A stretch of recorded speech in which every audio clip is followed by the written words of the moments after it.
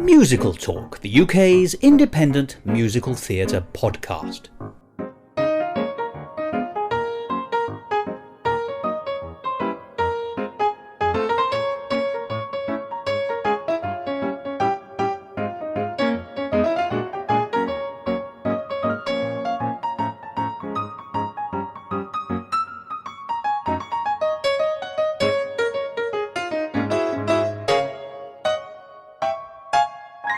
Hello and welcome to another edition of Musical Talk. I'm Thos and I've just listened to a song by Ivor Novello called I Can Give You the Starlight. And I thought, what a lovely sentiment. But it would surely be very difficult to gift wrap. Well, it's entirely fitting that we start this week's episode with a reference to Ivor Novello, because the 6th of March this year, 2026, marks the 75th anniversary of his sudden death on the 6th of March 1951, when he was just at the age of 58. He died suddenly of a heart attack immediately after finishing a performance of King's Rhapsody, an enormous musical operetta which he had written and was appearing in London at the time, in 1951. Now, Ivor Novello was one of the great British musical theatre songwriters of the first half of the 20th century, along with people like Noel and Vivian Ellis. And of course, a contemporary of people like Jerome Kern, with whom he collaborated in 1917 on a show called Theodore and Company, and people like George Gershwin, Irving Berlin and Cole Porter.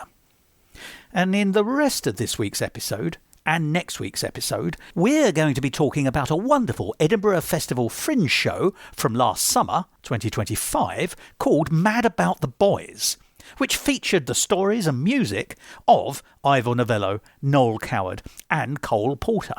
But before we get on to that conversation, I thought it would be appropriate to have a quick tribute to Ivor. Now, Ivor Novello is a name, and as a name he does live on. But his legacy perhaps less so. And what I mean by that is people perhaps are aware of Ivor Novello, at least as a name, either because they've heard that he was a great writer, or because they've heard of the Ivor Novello Song Award. But most people haven't necessarily, these days, got a good grasp on what an enormous figure of theatre he was in Britain, particularly in the interwar period.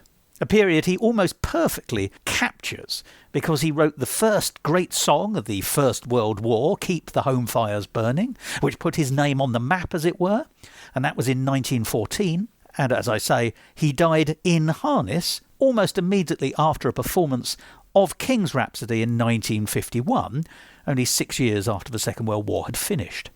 In between those dates, he wrote an enormous number of shows and songs. He also had an incredible film career, working with Alfred Hitchcock amongst others. Now, it's a great sadness that Ivor Novello's music has sort of passed into history. But the 75th anniversary of his death, a sad occasion though it was interesting and did not go unmarked, because BBC Radio 3 commemorated it with a new Ivor Novello concert recorded in Wales, and a beautiful thing that was. There was a book launch of an academic book about British films at the British Film Institute only recently, which featured a chapter by an old friend of Musical Talk's Professor Michael Williams about Ivor Novello's film career. As I say, he appeared in a Hitchcock film called The Lodger, as well as lots of other really important historical British films, both in the silent era and in the talking era. And indeed, it was only last year in 2025 that you could have seen a gala performance of his 1933 talking film Sleeping Car, also at the BFI, where he plays the central character. And a very entertaining light comedy it was too. It's just a pity that it's his penultimate film. And of course, if you go to Cardiff Bay, you'll find a statue of Ivor Novello. You might say, well, what's the importance of that? Well, there aren't that many songwriters who have statues erected to them. Even Gilbert and Sullivan only have busts, and so the only other songwriter I can think of with a statue, at least in the United Kingdom, is Noel Coward. And with Noel Coward returning to this introduction, it's probably about time that I turn from Ivor Novello and Noel to talk about Mad About the Boys. Subtitled A Marvellous Party with Ivor Novello, Noel Coward and Cole Porter, the show was on in Edinburgh last year, featuring the incredibly talented Daniel Anderson as our host, and who sang the songs and told their story in a really stylish and sophisticated way. It was a top-notch treat and a 5-star show, and it was written and directed by Amanda Botmar. And I think the show can best be described as a sophisticated cabaret. Here's the description of it from the Weller Capella Theatrical Company, that's the company that put it on, their website. Think of a certain suave, urbane style that reigned in theatre and the movies during the 20s and 30s. Think of cigarettes, smoking jackets and cocktails. Think of cynical epigrams and sexy, witty, world-weary songs. This ode to Ivor Novello, the matinee idol, Noel Coward, the quintessential English gentleman, and the American playboy Cole Porter is stylish entertainment at its best, a series of vignettes of each of the boys, and, of course, the songs that made them immortal. And so, and I'm delighted to say this, in this week's episode and next week's episode, there's a chance to hear the conversation I had with Amanda Botmar and Daniel Anderson about this fabulous 5-star show, Mad About the Boys. And just by chance, it's in that first half, which is the half we're going to be hearing today, where we spent most of our time talking about Ivor Novello. So what better way for musical talk to mark the 75th anniversary of the sad passing of a genuine British musical theatre songwriting icon, Ivor Novello, than to talk about Mad About the Boys. I hope you enjoy this conversation. Musical Talk.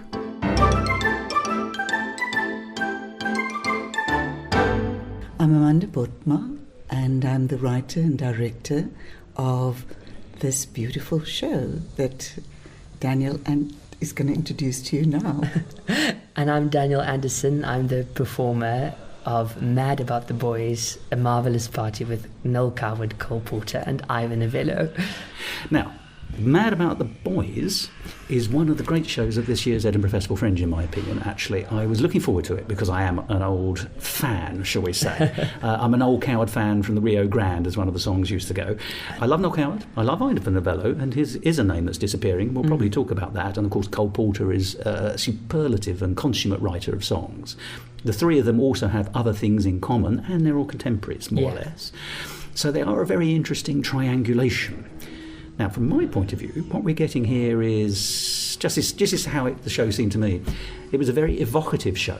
There's something about the staging I thought was perfect, and I'd like to talk about that. There was something in the sound quality, there was something in the lighting, there was something in the way that the simple but elegant set really set the scene even before the show started. And then the story itself, it's essentially, I'm going to call it a one-person show rather than two, but there is obviously a very talented person sitting at the piano as an accompanist, who's got a great lightness of touch, by the way. But it is you, Daniel, who's the star, and you come on, and then you give us, in song and words and performance, and I think this is the real key to it, a potted history, because their lives are so full you couldn't do it justice in an hour and 10 minutes, but a potted history in a triangulated form of these three titans of musical theatre for the better part of the first half of the 20th century, although two of them sort of do continue to write up until the very early 60s in terms of musicals. Coward Sail Away, I think, and The Man Who Came to Dinner, was that his last one? Yeah, it was 62, 63, I think.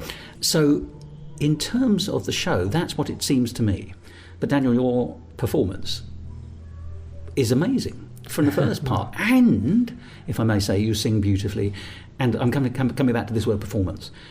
You perform your songs as well as sing them. Now, I've done a lot of talking there, but I just want you to know that I think this is a terrific show, and I loved it from first to last. And I think I like it. I think it's one of those shows that if I slice it in any way, through the production, through the performers, through the scenery, I find it's solid gold beneath. Wow, thank you. So I suppose the question must be then, how did the show come about? And how did you then both, at what point did you both jump on?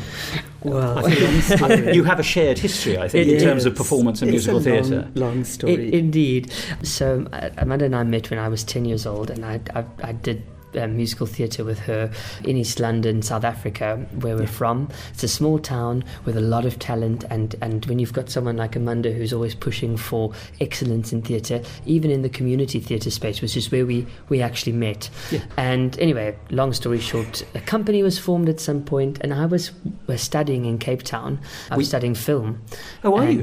Not performance? No, I genuinely studied, surprised me. Yes, I studied film production, actually.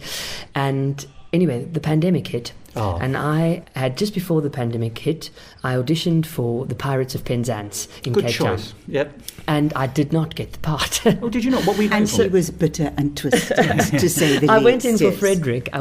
Frederick. Because I was turning 21 in the following year. So you were doing the method. And, yes, exactly. The part went to a 35-year-old, ironically. Anyway, but the pandemic hit and I had to come home from Cape Town because everything went online. So I was bitter interested about pirates. The pandemic hit. Amanda had a company that she just started, and a theatre company that had begun at the beginning of the COVID pandemic is really That's quite optimistic, yeah. I may say, yes. COVID is the making of Well a Cappella Yes, Productions. it is. That's another Yeah, story. so that's how it happened. And she said, well, you know what, two things. Let's do small format cabaret work because we love cabaret. And It's portable and stageable, isn't it? Yeah, So, yeah, yes, exactly. right. And she said, and secondly, we are going to phone all the theatres the big centres in South Africa, and we're going to ask them for space because I know that because of the pandemic, nobody else is going to be in them. Of course, yes. So that's exactly what... Practical thinking. I can see why you're a producer. Yeah, exactly. And that is exactly what she did. And the very first production one-man production that I worked on with Amanda was Mad About the Boys. And we've since developed a couple after that, but this is the very first one that we did. This is the first flower. Yes, Yes, indeed. yeah. And I said, I had fallen in love with the music of Noel Coward, and I said to Amanda, why don't we do a Coward show? And she said, yeah, it's a good idea and you'll do it well, but everybody does a Coward show, so let's explore something else. Let's take a slice of history. And then she came up with this idea. I don't know if you want to speak more to the creation of our three boys. I just thought they sort of fit together in a way. And I've never seen anybody do any Novello work. Do you know what I mean? I do. Novello is disappearing into history. I mean, he's still a name, but he's sort of known rather than experienced, if that makes sense. Yes, but whereas Coward is still with us and Cole Porter is still with us. And they get revivals all the time. Oh, indeed, yeah. Yes. And I understand why Novello is not being revived as well, because I think people have moved on from those beautiful romantic musicals that he did. But and as you say, I mean, we were speaking just now that they're expensive musicals. Large cast operetta. Yes, and the scenery must have been extremely detailed, and I mean, not that it's not these days, but it comes from a time, a bygone time, Yes. I think. Yeah, and because they weren't revived after his death, they sort of also receded into history. If anyone had thought to revive them in the 60s or the 70s, they might still be being revived today. Yeah. And this is also his misfortune to die in his 50s. But you know, another reason why Novello is disappearing so much is because after his death, his partner actually almost erased all his personal letters, because after he ended up in jail, he didn't want a scandal about Novello and to the whole tarnish thing his is history. Those all of these artists, and I guess Novello particularly, because he was so romantic, they resonate with a certain type of person. There's something quite pure about it, and so they don't want the dirt, you know. Indeed. Yeah, and I mean, the fact that they were gay were hidden away from the audiences because they were romantic heroes in quote. I think there's a quote that Coward said, I mean, he was about 72 years old or something like that, and somebody was just about to die, and somebody said, well, why didn't you come out of the closet? And I said, there might still be one old dear somewhere that doesn't know. There was something in that lane, yes. Yeah. It was still difficult to be publicly gay even after it became decriminalised in Britain in the late 1960s. Yes. So I agree with you. And I mean, Coward, that was in his later years. Yes. I mean, so he lived the majority of his life under those laws were law. I mean, they were, yeah. And you could go to prison. And you mentioned the famous case about Oscar Wilde. Sir John Gilbert, actually. He was arrested for importuning. Yes. Are you aware that everyone knew who he was because he was in the West End, but on the charge sheet when they asked him what his job was, so he wrote docker. I didn't know that. That's Yes. incredible. Yeah. It is that whole, and I mean, what I find is so beautiful about The Boys is that firstly, the masks that they had to wear, but that was not. It's not cowardice for me. I think it's so clever. Or Novellois, or or Porteris. Yeah. It is. Survival. The survival. It's all about It survival, and so clever, so they just made a plan, and they made a plan for their contemporaries. I mean, think about Novello purchasing his Red Roofs in Maidenhead and taking a bolt hole, essentially, yes, isn't it? Yes. and taking and there was a lovely story that was in one of the versions of the script of. We've had many versions. Yes, you have to edit, and even for the Fringe we had to cut down. There's always the edit. There's always the Edinburgh edit because the slot is so specific in Edinburgh. Exactly. Yeah. So this piece is about 10 minutes longer than the one you saw today. So it was about an hour and 10 in Edinburgh, so it's about an hour and 20 in its fullest form. And so one act still, but the idea of this woman somehow getting into one of Novello's parties, and she went and spoke about the fact that Binky Beaumont, John Gielgud were all there, and it was like stepping into fairyland, she said. And is this Clemence Dane by any chance? I can't remember her name, but there's a very interesting woman who's a little bit sort of malapropism from the period. I mean, she was a great writer, but I think that might be Clemence Dane. And she was never invited back. Yes, to say. And you remarked on our set as well. Our set is actually quite opulent when we have... In a proper run in the theatre, it's you mean if I were to see it in a... Yes, because way you must more. understand, as we come from South Africa, and as it is, we've brought 6 suitcases of set. That's quite expensive. We did another production last week, yes. a different cabaret on Vincent van Gogh, which is our more contemporary, if it's the correct word, the one that we've been doing more. This one has sort of been sleeping for a while. So this is a revival in a way. Yeah, we did. About the Boys. I see. Yes, but the set for this is usually is extremely opulent. Yeah. We usually have the crystal chandelier. We have all these ornaments. I've got various different alcoholic, in inverted commas, beverages to drink. So. But you do have the essentials in this. You have what I would call a opulent chair, and you have a 1920s looking cocktail shaker, and you have that distinct glass. Yes. That the cocktail glass is a very interesting look. Yeah. It immediately evokes the 20s, particularly, I think. And specifically Coward. I mean, he was quite obsessed with the gin martini. So. Well, he's always clutching something, because you do touch on his later career when he's in Las Vegas doing the cabaret, and of course there's that very famous thing of him in the Nevada desert holding a cup of tea. Yes. Very distinctly British, but it's also, it's that contrast and playing against. You were talking about the masks. Yeah, it's really interesting. Even that standing as, if you like, it's an icon he's creating, an iconic image of himself standing in a dinner suit, as you wear, by the way, rather splendidly, holding a cup of tea, looking quintessentially British in a very American landscape. Nothing could be more American looking than that kind of devastation, actually. Yes, Nevada desert. Yeah, exactly. And it's but he's playing a part of being the English gentleman there. He's playing the part of being the Brit abroad. Yeah. Quentin Crisp did something of that nature when he moved to New York later on. Yeah. There's lots of resonances here with queer culture, and you mentioned that as well in the piece. And of course they're in the theatre, all three of them, and masks are part of that. Literal masks sometimes, as well as figurative and metaphorical ones. Yeah. So there's so much depth and so much play here. Yeah, it is a beautiful world to play in, because it's a very specific period of our history as a human race, but certainly for Britain, actually. And I think that, we've had the privilege of diving into that time, and we've actually just premiered a musical about Charlie Chaplin, a one-man musical. That's our third in this. And it's called, just so people can look out for it? The Tramp, yes. That would be a very good title. Yes, it's called The Tramp, and it is told from the perspective of the tramp character.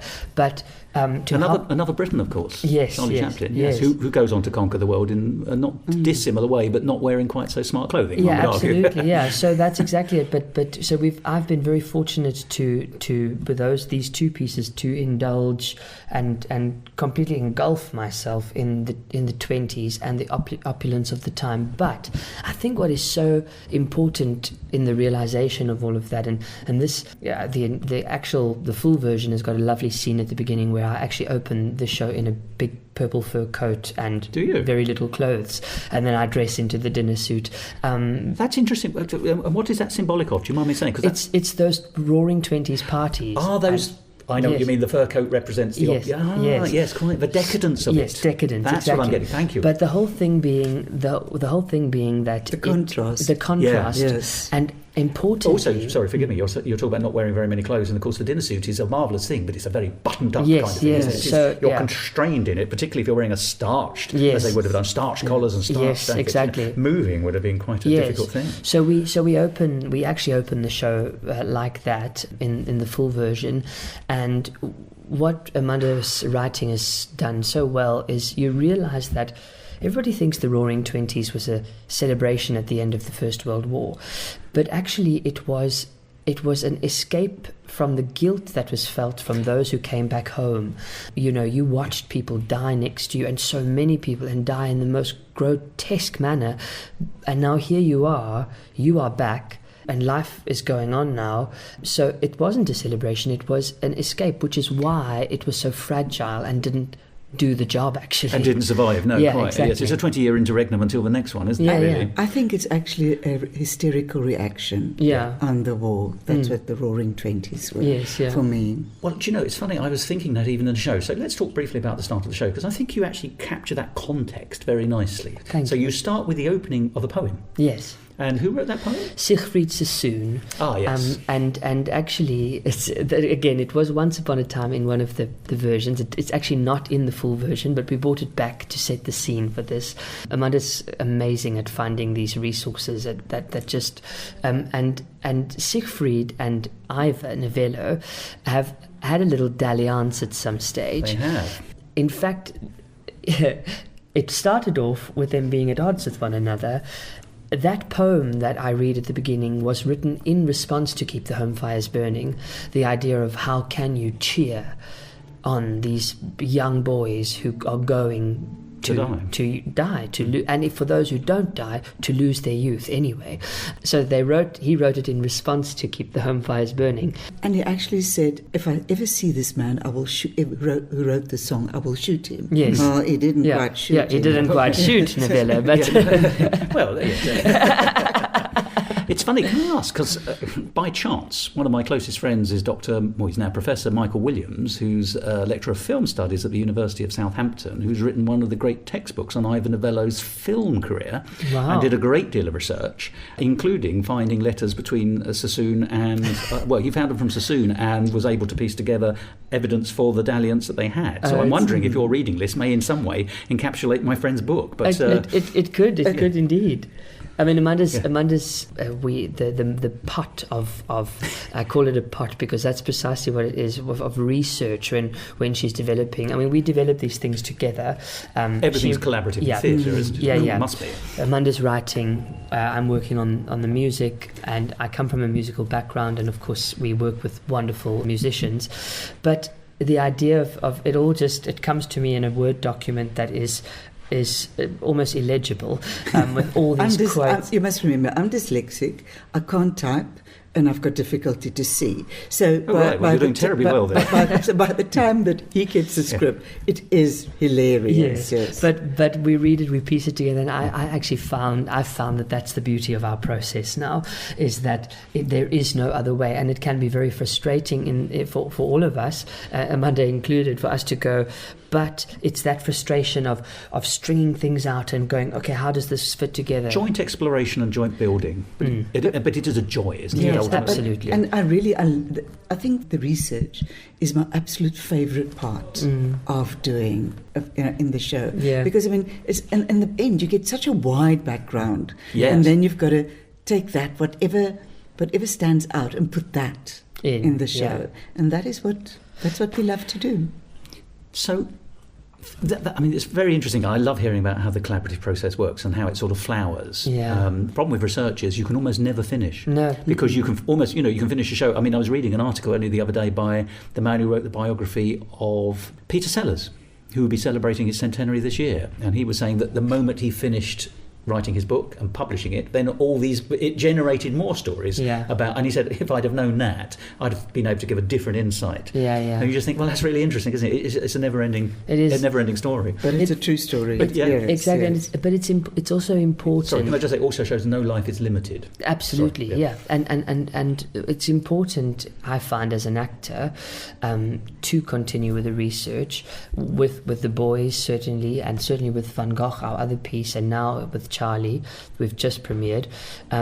If you read more about them and you watch more about them, it's not to say that the piece has to change in terms of its text and content, but what you bring to it is more layered, and you can always add those layers. That is always, it never has to stop, and that's what's beautiful. You're developing a greater psychological understanding of your subject. Yes, absolutely. And that can inform your performance, and even though the words are the same. Exactly as you say, yes. That's quite interesting. It's richer as a brew, isn't it? Yeah, and I truly believe is what you think is what you see on stage. So the way that you think about your character is what comes across, yes. Well, you are them, and you are them for the audience too. Yes, so and you have to be believable. But I do think that beginning with good writing, and I'm very, very blessed that in the 3 one-man pieces that I've got now, the writing is really, really good. It's never forced. It's never too much in your face, and it never gives you too much. And I find, for an actor and for the audience, that means a lot, because it allows you to become part of that text and to take your own out of it. Yeah. Well, the audience is always... I always think that, you can workshop a piece and develop a piece and rehearse a piece, but, you've never got a show until you've also got the audience in the room, because they're your final collaborators. They are, Indeed. I mean, we find that all the time. And what I find very important, and that's what's so wonderful about having worked with someone since you were a child, and now you're developing work with them in a professional capacity, is that I know how Amanda works, and I've been taught to work in that very same way. So what that means for me is that I'm always open to those changes. I mean, Amanda will see the productions. I tour them, obviously, as a director. She's not always with me. And then she'll see them some months later, and she'll say, do you mind having a chat about that section? I just think maybe we can do... Hone and this or is, finesse. And this is after having perhaps toured the piece for 2 years. And for an actor to go, yes, let's sit down and, But actually, that's good in both directions as well, isn't it? Because you will have picked up things that the audience appreciate, sometimes when the director isn't there, exactly true. And of course, you will have developed your own understanding of the piece as you perform it, and the parameters and the envelope. And you as a director coming in periodically to double check on it, goes in. I love that, once again, that ongoing two-way relationship, sometimes more than two-way relationship in this case. But let's go back to the beginning of the show, and you were talking about the emptiness, shall we say, of the 20s. The 20s being vivacious and also, at the same time as that, sort of pained because the survivor's guilt. It's a decade-long party, potentially, but that party is all bells and whistles, and there's no heart to it. But that poem at the beginning, I think, really sets that up. I think the Sassoon, of course, is always the antidote to any jingoism or nationalism. Yes. And a great poet in his own right. But then, of course, you also set the scene with a Noel Coward song, which is I Went to a Marvellous Party. Yes. Now, I want to talk about that, but I also want to talk about there's a flip side of the Coins song, what a terrible sentence that is, that goes with that, which I think encapsulates the 1920s together, and they're both by Coward. Yes. You've got I Went to a Marvellous Party, which is about the vacuousness of this society party. Yeah. With Nana and Nunu and Nell. Yes. That's right. Excellent. Your performance, marvellous. But then there's World Weary.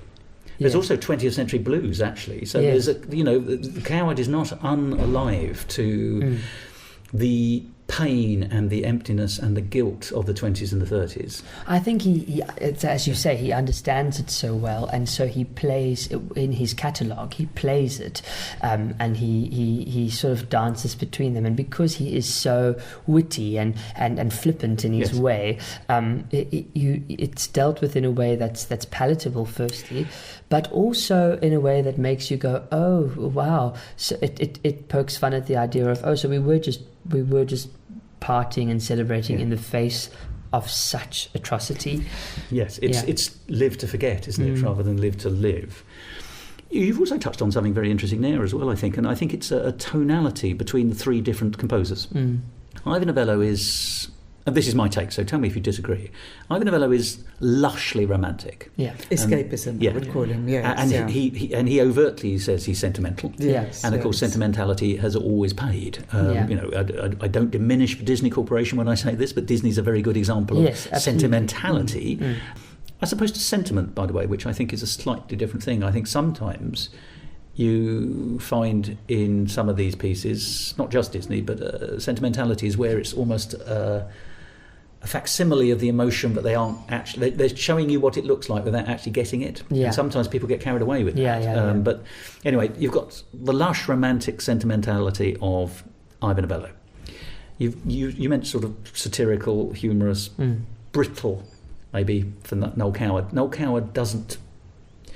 He does do romantic songs, but I think most of his songs are Mad About the Boy. Well, that's true, but even Mad About the Boy in its original form is comically. I mean, the lyrics are absolutely clear.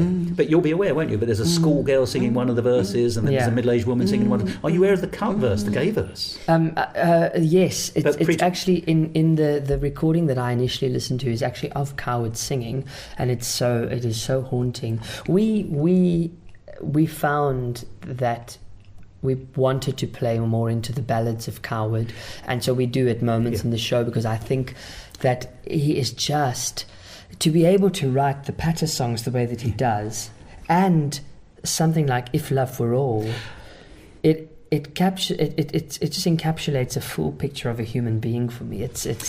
But do you not think his ballads are introspective? Yes, they're absolutely. They're not duets per se. They're not outwards. They're inwards. They're inwards. And that was a gem for us to find in this process, because you listen to them and you go, actually, he's talking about himself here. This is his story. I think he talks about Ivor Novello in Mad About the Boy. Yes, that was the I'm inclined to agree with you. Yeah.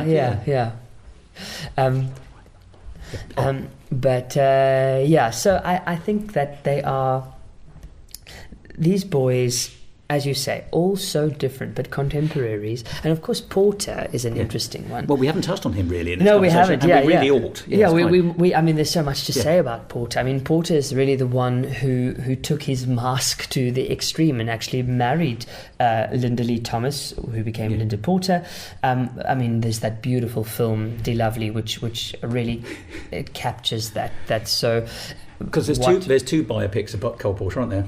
Yes, the first one that he had a hand in. With Cary Grant. Cary Grant playing Cole Porter. Amazing. And so he had a hand in that one. And the second one... maybe not quite as truthful. Yes, exactly. And so the second one, without Porter's influence, had In any case, I think that... he takes it to the extreme. He marries Linda Porter, who was fully aware of who he was and how and I think that is a marriage of convenience, but mutual convenience. Yes. And the beauty of it, again, it's actually in one of the cuts of the Fringe version. Just before I sing "Love for Sale," I did a beautifully. Short, thank you. Yeah. I did a short version of. Always True to You in My Fashion. Oh, yes. Because... Also from Kiss Me Kate, which you reprise later. Or you sing another song from later. Yes. But we spoke about the fact that Linda, at the time, she never demanded fidelity from Porter because she knew who he was and what he was about. But she wanted him to just keep things discreet. Yes. For his own good. So they were at odds with one another because it was... Why do you have to go and make it so obvious? And eventually he did completely lose touch of any kind of discretion. Yeah. And so in that context, it was Porter saying first, but I mean, I'm still always true to you in my fashion, but in my way. And then, of course, Love for Sale being that the darker side of my love is for sale. As somebody who cannot be who... It's an itinerant lover in that sense, isn't it? Yes, rather than fidelity. Exactly. Yes. Also, I think Cole Porter is the is the happy medium between Noel Coward and Ivor Novello. Precisely. Because I think he can do the sincere stuff very easily. Yeah. I think he could do the comic stuff very easily. Yeah. I mean, BBC Radio 2, one of our major radio stations over here, possibly now 20 years ago, did a poll of the greatest lyricists, and he won. Yes, Yeah, yes. Obviously, he's a composer as well. But And he's so naughty. He is. He's so naughty. But he brings you with the naughtiness. Yes, It's come with me. Yes, Yes, it's never, and it's never in your face. It's always that double entendre, which is, he is. I mean, he's a genius. Porter's a genius, and what is so interesting for me, which I didn't know before doing this show, is that he wasn't at first. It took a while for people to go, and that, I mean, I guess it's a time thing, but it was only once he cracked the age of 36, I think, that he actually made it on Broadway. And that, I think, at the time was quite late to make it on Broadway. People were at least doing something, in their early 30s or late 20s. So, yeah. Well, when you look at his contemporaries, we're talking about the Gershwins, we're talking about Irving Berlin, Rodgers and Hart in those days. Jerome Kern, I suppose. Jerome Kern was the oldest of the group, and he'd been successful in Edwardian musicals, which are never revived now, because but he made the transition somehow. He managed to travel in the flow. The Gershwins arrive almost fully formed in about 1919 with La La Lucille, I think it is, but certainly the 20s is their absolute heyday. Rodgers and Hart are also, in some ways, supreme in the 20s. Yeah. The ones to look up to, and there's a lovely bit of film footage of the two of them. It's obviously staged, but for a news review, they're filmed writing around a piano. But Larry Hart, another gay man in a way Richard Rodgers absolutely wasn't. Yes. There's that 20s decadence. He's wearing a dressing gown and slippers for the newsreels, which is actually a statement. Yes. And possibly coding as well. Yeah. There's a lot of coding. You spoke about masks. Yeah. Coding is also very. It's all the layers, and I don't think. And someone like Coward, he had his signature dressing gown, which was always. But he was always leaving a little nugget here and there to go, this is who I really am. I mean, he really makes his name with his play, The Vortex, doesn't he? Which, of course, isn't a musical. Sadly, you can't take a song about it, which is ostensibly about a mother-son relationship. Yes. And he plays the cocaine-addicted son. Exactly. He's a drug addict, but it's very clear with Modern Eyes that the drug addiction is the avatar for homosexuality. Yes.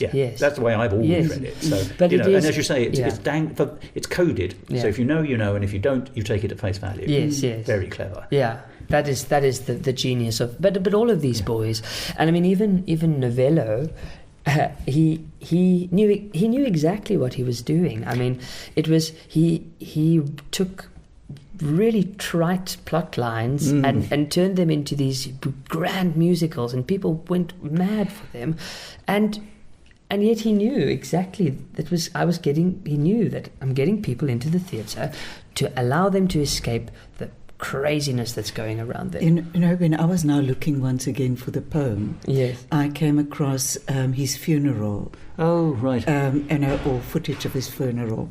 And I mean, it looked like Princess Diana would die. Yeah. I mean, it was exactly, it was he that was a kind national icon. It was, it was that kind of thing. People don't understand how popular he were at the time. Yeah.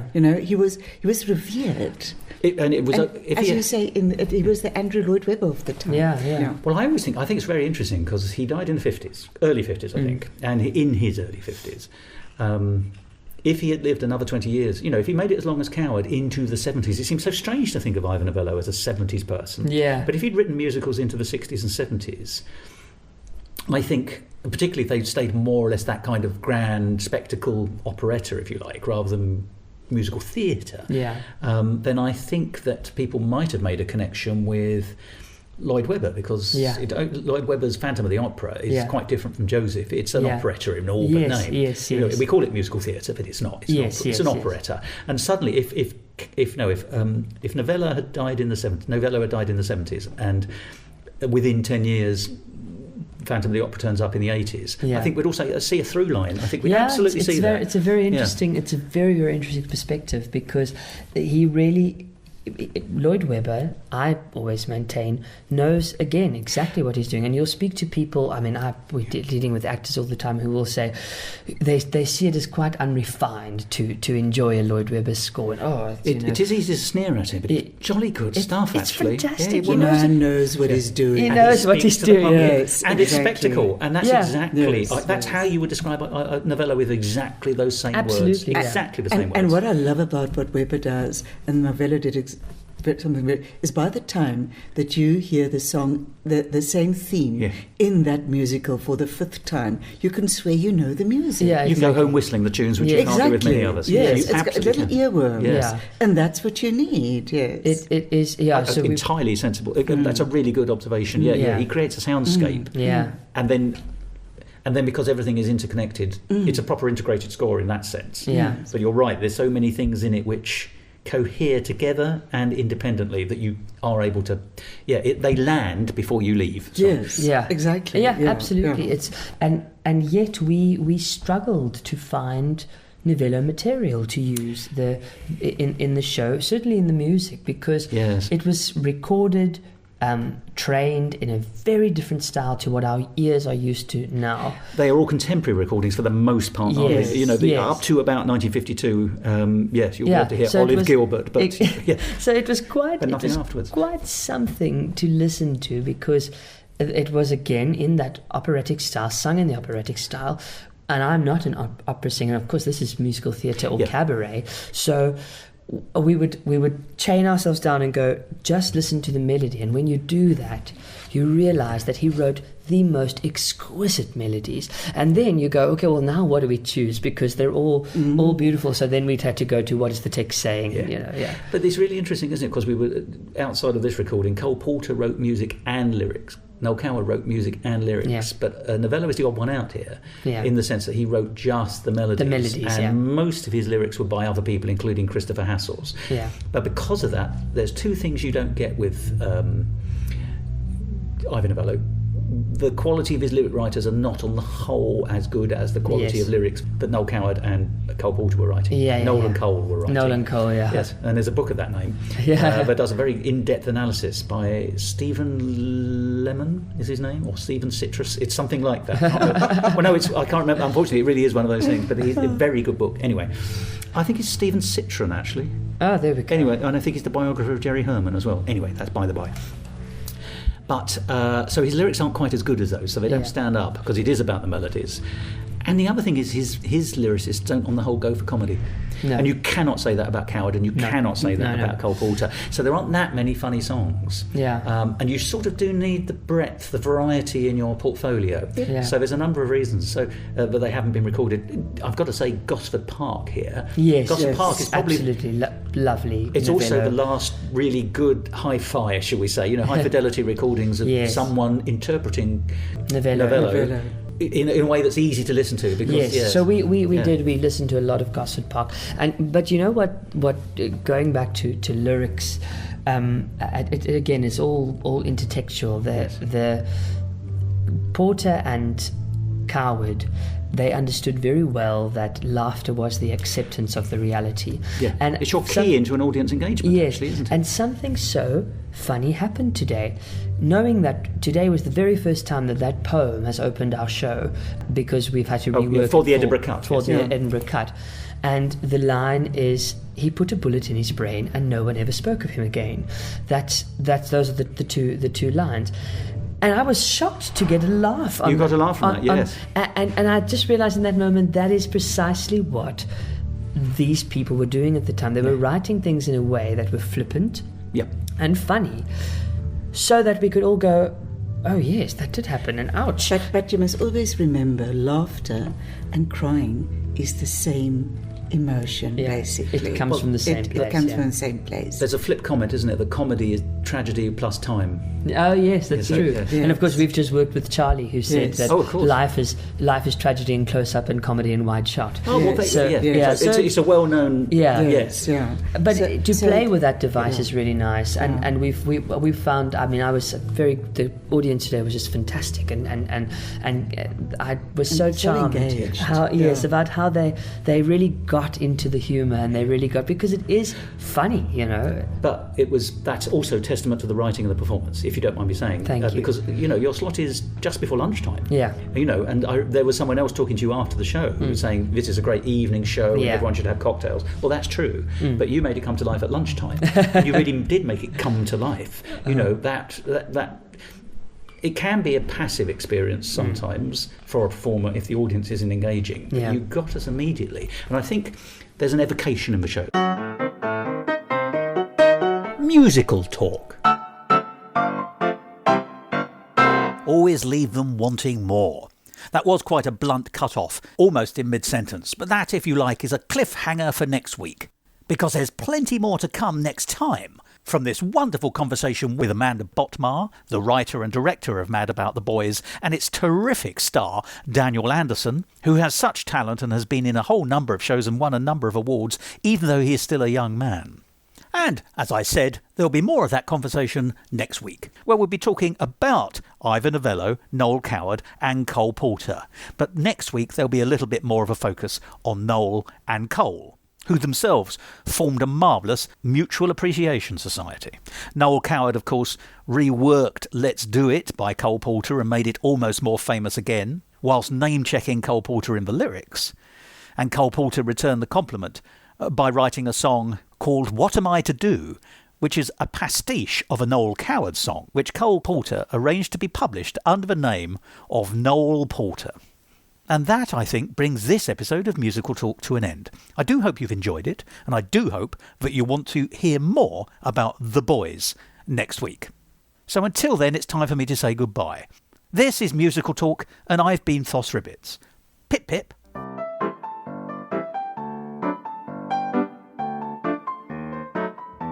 This episode of Musical Talk, edited and presented by Thos Ribbits. Copyright Musical Talk 2026.